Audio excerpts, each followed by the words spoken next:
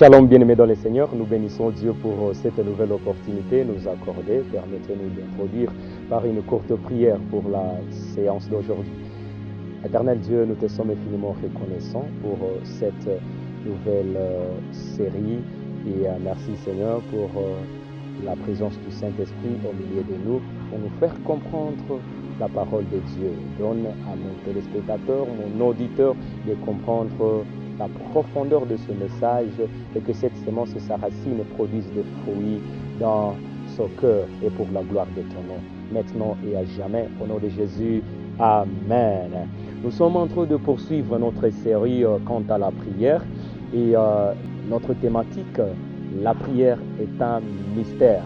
Et la fois dernière, nous étions en train de partager notre enseignement autour de la puissante prière de Salomon.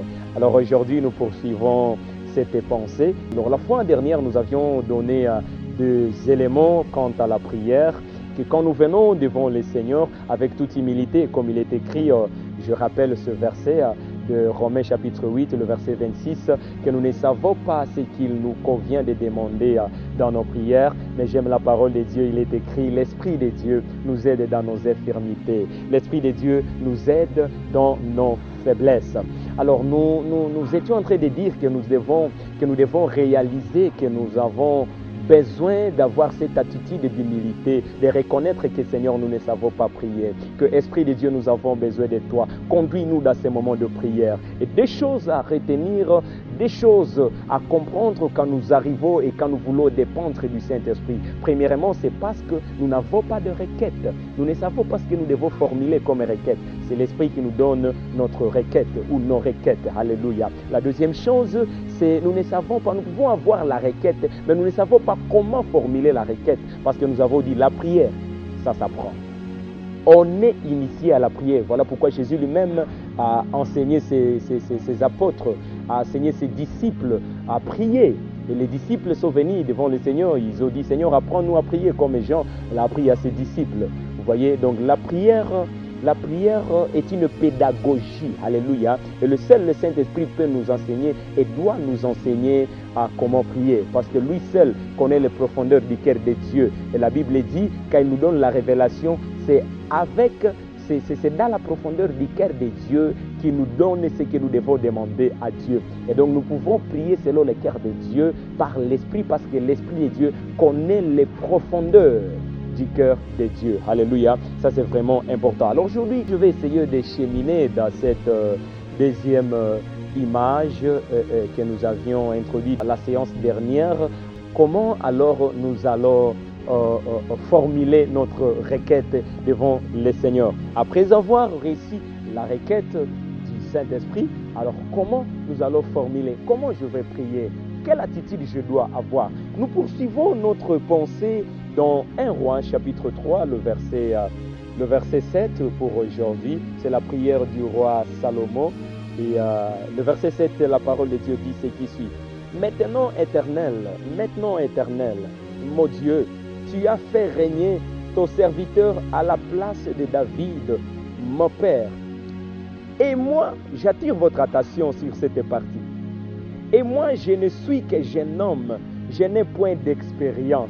En fait, nous sommes en train de vouloir étudier d'abord le cœur de Salomon avant de pointer avant de pointer la réelle requête qu'il avait à exhiber, à mettre à la table du Seigneur. Vous savez, beaucoup de gens pensent que quand Dieu a demandé à Salomon, a dit à Salomon de formuler son désir devant le trône, beaucoup de gens pensent que Salomon est venu et juste là commencer à dire, Seigneur, donne-moi la sagesse. Non, Dieu ne peut pas exaucer une prière comme ça. Si Salomon se permettait de formuler sa prière de cette manière, Salomon ne recevrait pas son exaucement.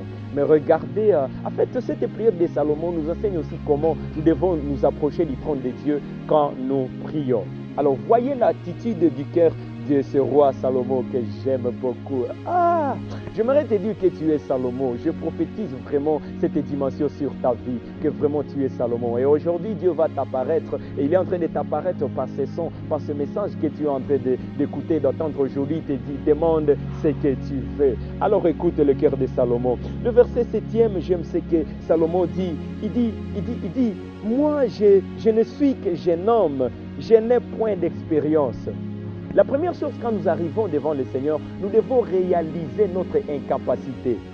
Vous savez qu'avant de dire que nous ne savons pas, que nous ne pouvons rien sans Dieu, c'est Dieu lui-même qui nous l'a dit avant que nous les prononcions, nous les verbalisions devant lui.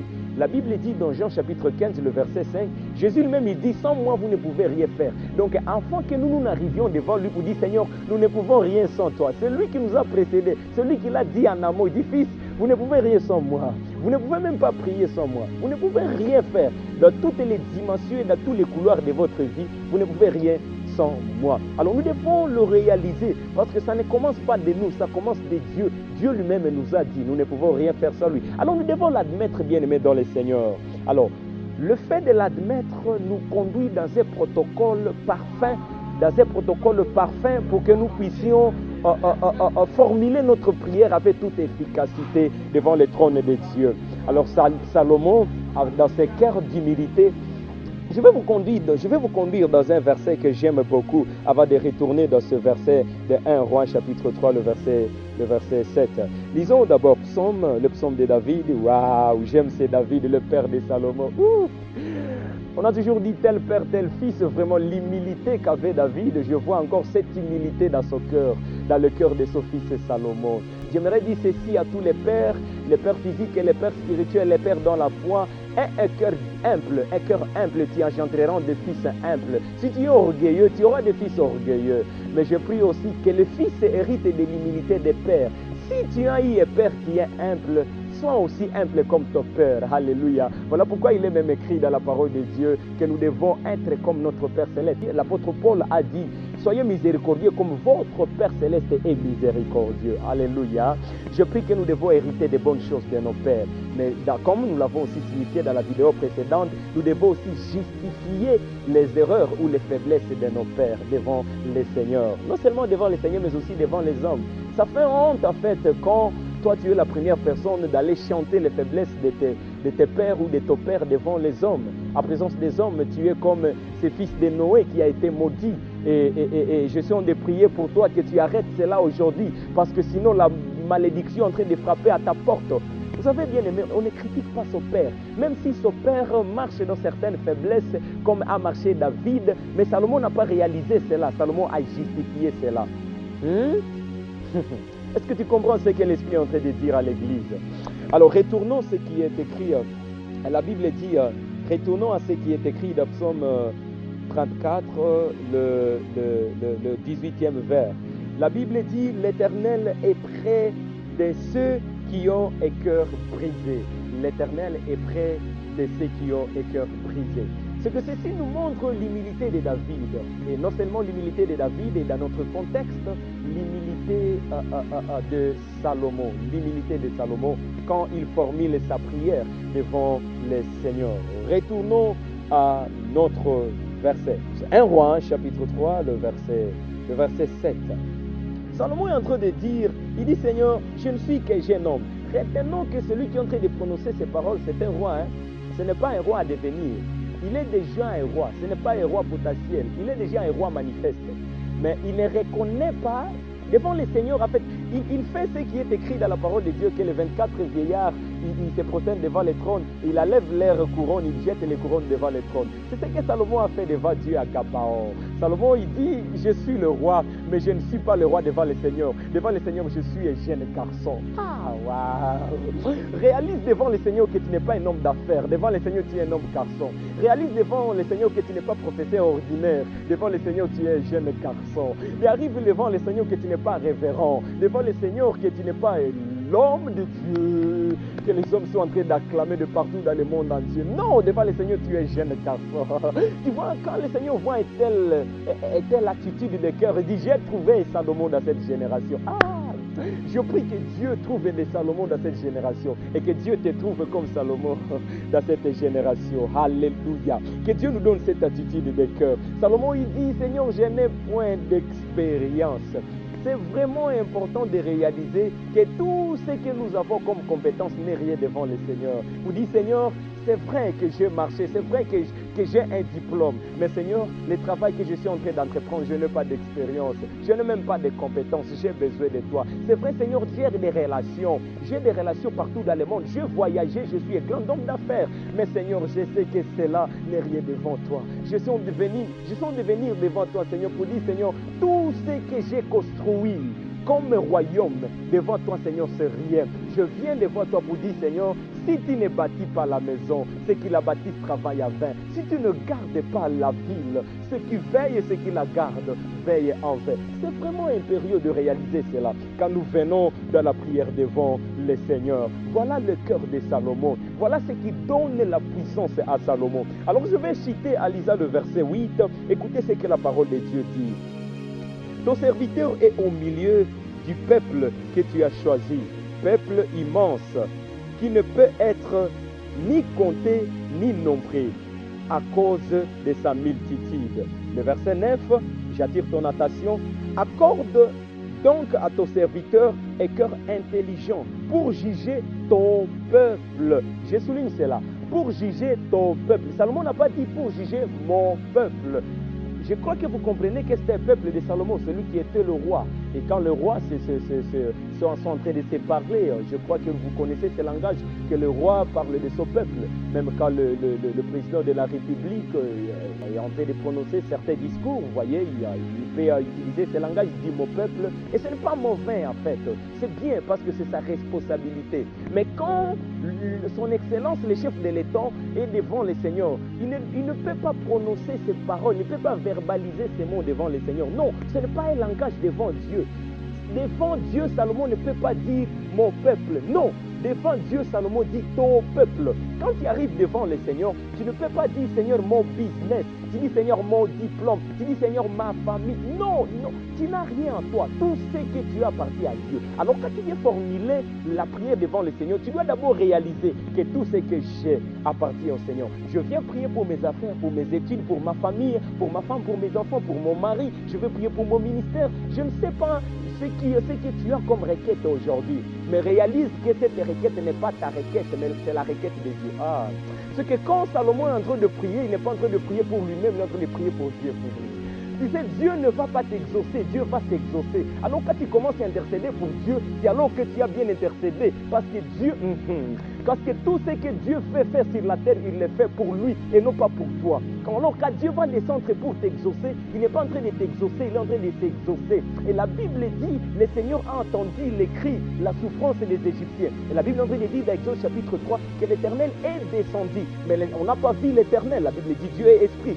Comment l'Éternel est descendu? Alors Dieu a dit à Moïse dans Exode chapitre 4, il dit Moïse, je t'ai fait Dieu devant Pharaon. Vous voyez, Dieu se substitue.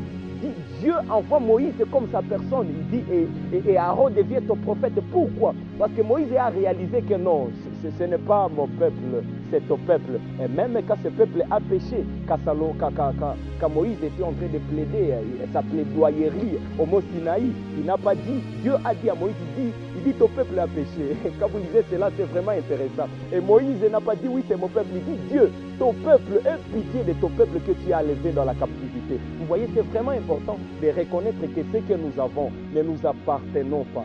Ce que nous avons n'appartient pas à nous. Ce que nous avons appartient au Seigneur. Je vais citer disant ceci, bien-aimé, dans le Seigneur. En fait, quand Salomon est en train de dire cette prière devant le Seigneur, il est en train de réaliser que Seigneur, je n'ai rien par moi-même. Tout ce que j'ai t'appartient. Et donc, Seigneur, la Bible dit, je connais le projet, le plat que j'ai formé sur ta vie. Ce n'est pas ton plat, c'est le plat de Dieu. Et donc, quand tu pries pour ce plat, tu ne pries pas pour ton plat, tu pries pour le plat de Dieu. Salomon a réalisé cela. Alors après cela, Salomon a maintenant compris que Seigneur, la sagesse que je suis en train de demander n'est pas ma sagesse, mais c'est ta sagesse. Pourquoi je dis cela? Cette sagesse ne va pas me servir, mais cette sagesse va te servir.